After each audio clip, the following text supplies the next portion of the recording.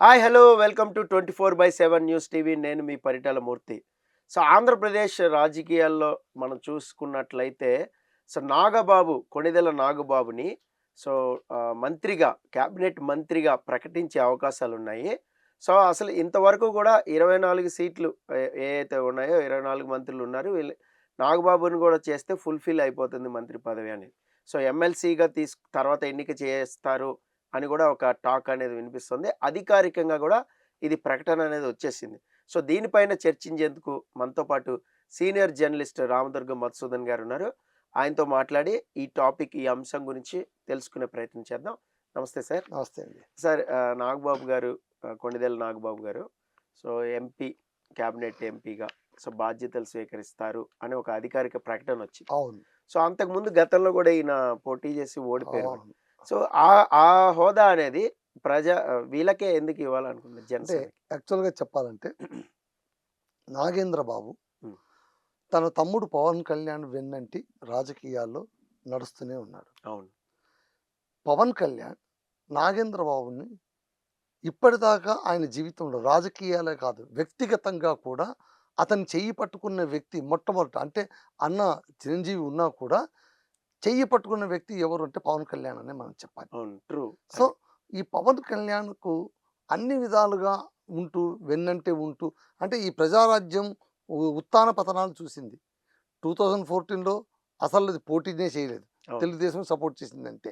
ఆ తర్వాత 2019లో పోటీ చేసి దారుణంగా ఓడిపోయారు. ఒకే ఒక సీట్ వస్తే అది కూడా వైఎస్ఆర్‌సీపీకి వెళ్ళిపోయింది. జనసేన. జన్ జనసేన. జనసేనండి. జనసేన. హ్మ్. జనసేనలో ఒకే ఒక సీటు గెలిస్తే అవునవును. అది కూడా పార్టీ వెళ్ళిపోయారు. మారిపోయాడు. హ్మ్.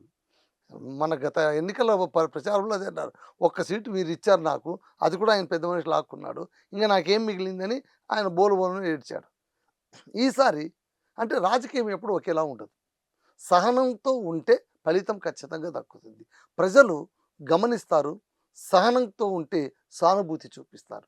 పవన్ కళ్యాణ్ విషయంలో అదే జరిగింది. పవన్ కళ్యాణ్ 2014లోనూ ఒక ప్రయత్నం చేసి పవర్ పిన్‌గా మారాడు. తెలుగుదేశం జెండాని ఇలా పైకి లేపారు. అప్పుడు అందరూ అతన్ని తెలుగుదేశం కూలీ అని కూడా అన్నారు. తెలుగుదేశం జెండా మోసేవాడివి, నీకంటూ సొంత ఎంటిటీ ఏముంది? జనసేన పేరుకే పెట్టుకున్నావు గానీ, నువ్వు మోస్తున్నది తెలుగుదేశం జెండా అని. 2014, 19 వచ్చేసరికి ఆ మాట అనిపించుకోకూడదని పవన్ కళ్యాణ్ ఇండివిజువల్‌గా పోటీ చేద్దామని ప్లాన్ చేశారు. కమ్యూనిస్టులు వాళ్ళందరి సహాయంతో, వామపక్షాల కూటమితో ముందుకు కదిలారు. ఆ సమయంలో తన అన్న నాగబాబుకు ఎంపీ సీటు పోటీ చేయడానికి నరసాపురం నుంచి ఇచ్చారు. అది కాస్త ఓడిపోయాడాయన. అప్పుడు కూడా వెన్నంటే ఉన్నాడు. ఆ తర్వాతి కాలంలోన ఎన్ని ఒడిదుడుకులు ఉన్నా కూడా పవన్ కళ్యాణ్ వెంట క్రియాశీలకంగా రాజకీయాల్లో ఉండేవాడు నాగబాబు. నాగబాబులో ఉండేటువంటి మరో మంచి గుణం ఏంటంటే కేవలం పవన్ కళ్యాణే కాదు, ఆ మెగా ఫ్యామిలీ పైన ఎవరు ఏమాత్రం ఒక మాట మాట్లాడినా కూడా ట్వీట్‌లో మొట్టమొదట రెస్పాండ్ అయ్యే వ్యక్తి స్పందించేది ఎవరైనా నాగబాబు. ఉన్నారంటే నాగబాబు మాత్రమే. ఎవరిని వదలలేదు. రామ్ గోపాల్ వర్మని వదలలేదు. ఎవరిని వదలలేదు. ఎవరిని? ప్రతి ఒక్కరిని కూడా తన కుటుంబాన్ని, తన అన్నని, తన తమ్ముడిని అన్న ప్రతి ఒక్కరిని కూడా ఏమాత్రం ఉపేక్షించకుండా ఘాటుగా విమర్శలు ఘాటుగానే విమర్శించారు. చేసినటువంటి మొన్న అల్లు వ్యక్తి. అర్జున్‌కి కూడా తగిలేలాగా తగిలింది. ఒక ట్వీట్ కూడా చేశారు. లాస్ట్ టైం పుష్ప గురించి. పుష్ప గురించే కాదు. లాస్ట్ టైం ఎన్నికలప్పుడు ఎన్నికలప్పుడు. ఎప్పుడైతే వైఎస్ఆర్‌సీపీ నాయకుడి కోసం ఓకే, అది స్నేహధర్మం అని వెళ్ళాడు. దాన్ని మనం రాజకీయాలుగా చూడడం అనేటువంటిది తప్పు అనుకోకుండా అది రాజకీయం అయిపోయింది. అవుతది. దాన్ని మనం ఏం చేయలేం. 100% అవుతది కదా! బికాజ్ ఆ సిట్యుయేషన్ అలా ఉండడం వల్ల. సో, అప్పుడు ఏమని ట్వీట్ పెట్టాడు? మనవాడైనా మన పక్కన నిలబడినప్పుడు వాడు మనవాడు కాదు పరాయి వాడే అని పెట్టాడు. అవును. అది కొటేషన్. అది కొటేషన్ హ్మ్. పెట్టాడు. సో, ఇక్కడ మనవాడెవరు? అల్లు అర్జున్. మనవాడే అయినా కూడా సమయంలో మన పక్కన నిలబడకుండా అంటే ఎక్కడికి పోయాడు? వైఎస్ఆర్‌సీపీ వైపు పోయాడు. వాడు మనవాడు కాదు పరాయి వాడే అంతే. ఇట్స్ అని క్లియర్. ఆయన చెప్పాడు. సో, అంటే ఆ ట్వీట్ పెట్టడం ద్వారా తాను హర్ట్ అయినట్టు చెప్పాడు. అంటే పవన్ కళ్యాణ్ మానసికంగా చెప్పలేనటువంటి ఎన్నో అంశాలకు ఈయనొక మైక్‌గా మారగలిగాడు. అంతే. చెప్పగలిగాడు. కరెక్ట్. సో, అది నాగబాబు రోల్ ఇన్ జనసేన. జనసేననే కాదు, ప్రజారాజ్యంలో కూడా ఆయన క్రియాశీలక పాత్ర పోషించారు. ప్రజారాజ్యంలో చిరంజీవి పార్టీ పెట్టినప్పుడు కూడా ఆయన క్రియాశీలకంగానే ఉన్నారు. సరే, అప్పుడు అల్లు అరవింద్ పోర్షన్ చాలా ఎక్కువగా ఉండింది. ఆయన హై హ్యాండెడ్‌గా ఉండేవారు.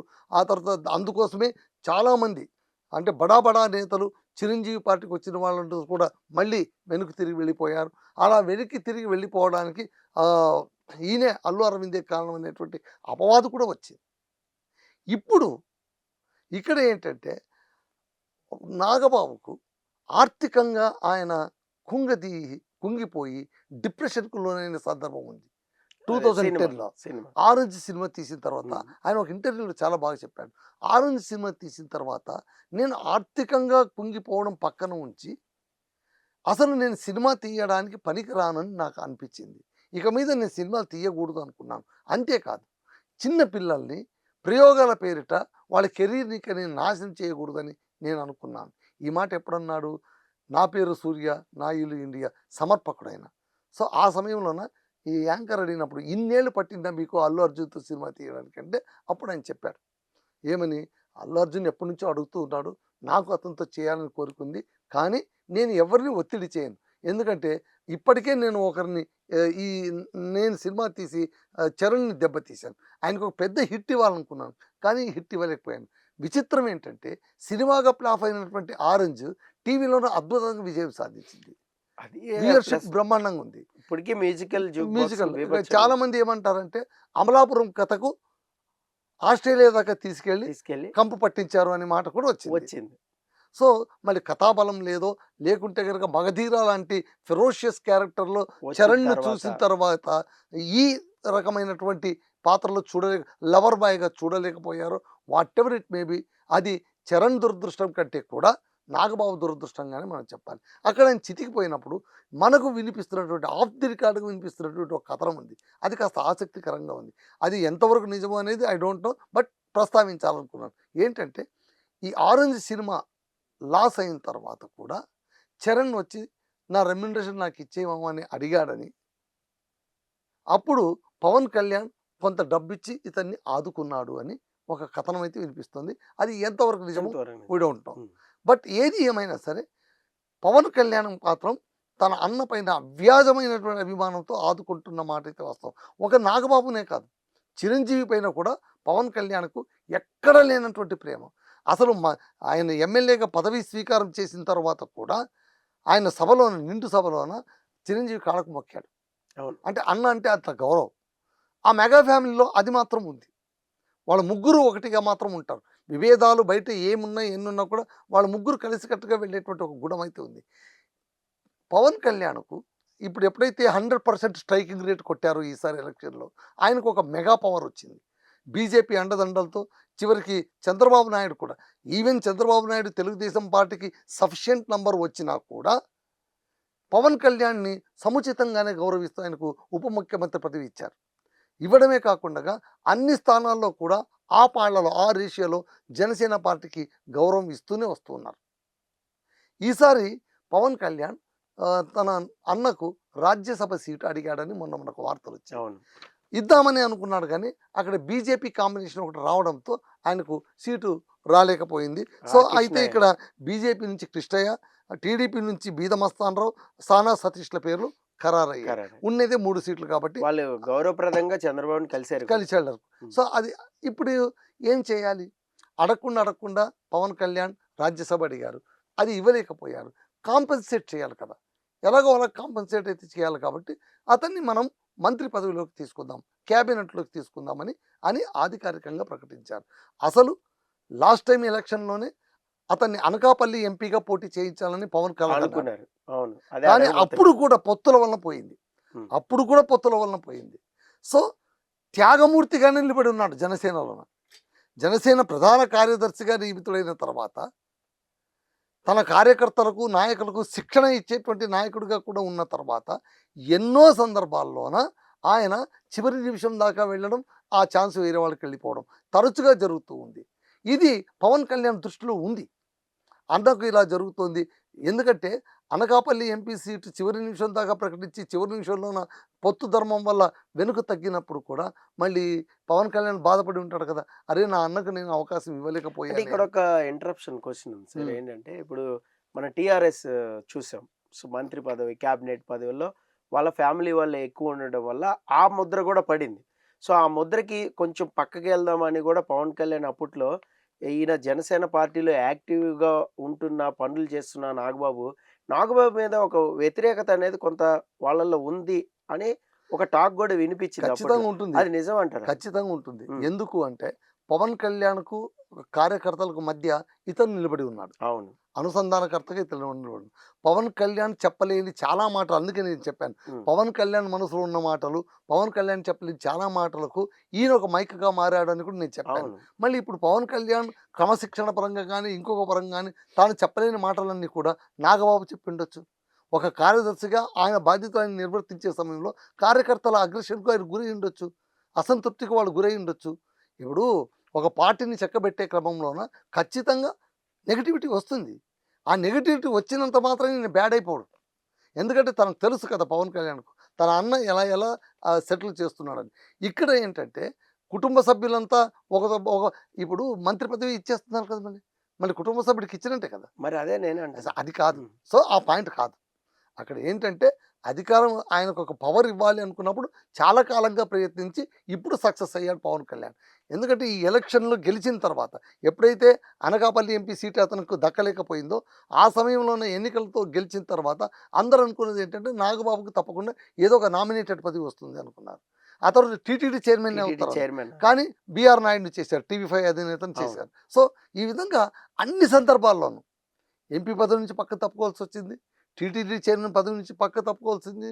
నామినేటెడ్ పదవులు ఏవి సరిగ్గా రాలేదు. ఇప్పుడు రాజ్యసభ అయినా కూడా రాలేదు. అయినా రాజ్యసభ కూడా రాలేదు. అయినా కూడా ఆయన అంతే వీర విధేయుడుగా, రావణాసుడికి విభీషణుడిలాగా, హ్మ్. రాముడికి లక్ష్మణుడిలాగా, హ్మ్. వయసులో పెద్ద చిన్న అయినా కూడా ఆ హ్మ్. అంతరం పక్కన పెట్టేస్తే హ్మ్. స్వామి భక్తి అంటారు దాన్ని. ఓకే. స్వామి భక్తి. స్వామి భక్తి పుష్కలంగా ఉన్నటువంటి నాయకుడు నాగబాబు. అంతేకాదు తమ్ముడంటే విపరీతమైనటువంటి అభిమానం. ఆయన ఎవరు ఏమన్నా ఈగవాలని రకం కాదు. అలాంటి నాగబాబుకు సముచిత స్థానాన్ని కల్పించడంలోన చాలా కష్టపడ్డాడని చెప్పాలి. పైకి గుమ్మరంగా కనిపించినా కూడా పవన్ కళ్యాణ్ ప్రెషర్ ఖచ్చితంగా పెట్టింటారు చంద్రబాబు నాయుడు పైన. బట్ చంద్రబాబు నాయుడు కూడా తన తెలుగుదేశం పార్టీని చూసుకోవాలి. పొత్తు ధర్మంతో బీజేపీని చూసుకోవాలి. ఇటు జనసేనను చూసుకోవాలి. వాళ్ళని చూసుకోవాలి. ఎందుకంటే 160 సీట్లు వచ్చినటువంటి తెలుగుదేశం పార్టీని, తన సొంత పార్టీని కాదనుకునే పరిస్థితుల్లో చంద్రబాబు నాయుడు లేడు. అలాగని జనసేనను వదిలేసే పరిస్థితులు కూడా లేవు. వాస్తవం చెప్పాలంటే ఎన్నికలు అయిపోయిన తర్వాత అందరూ అనుకున్నది ఏంటంటే ఇతను ఒక థర్డ్ పార్టీగా ఎమర్జ్ అవుతాడేమో, పొత్తు ధర్మం ఉండదేమో, కూటమిలో ఉండడేమో, ఒకవేళ కూటమిలో ఉన్నా కూడా ఔట్ ఆఫ్ ది పవర్ ఉంటాడేమో అని అనుకున్నారు. ఎందుకంటే ఆల్రెడీ సఫిషియెంట్ మెజారిటీ గెలిచారు. వచ్చేసింది. ఎవరికి? తెలుగుదేశం వాళ్ళకు. తెలుగుదేశంకి. ఈయనకు 100% స్ట్రైక్ రేట్ వచ్చింది.